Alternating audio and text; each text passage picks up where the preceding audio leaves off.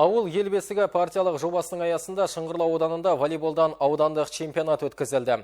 Алғаш ұйымдастырылған спорттық додаға 13 бастауыш партия ұйымының командасы қатысты.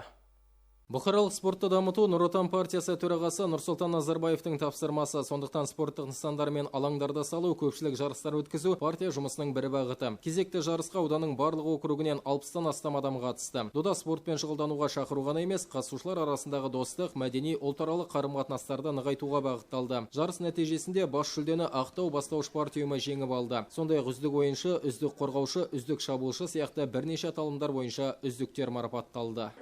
Қазақстан Республикасының тұңғыш президенті, партия төрағасы Нұрсұлтан Назарбаевтың салауатты өмір салтын қалыптастыру, бұқаралық спортты дамыту мақсатында берілген тапсырмаларына байланысты бүгінгі таңда спорт алаңдарын салу елді мекендер бойынша жүзеге асырылуда.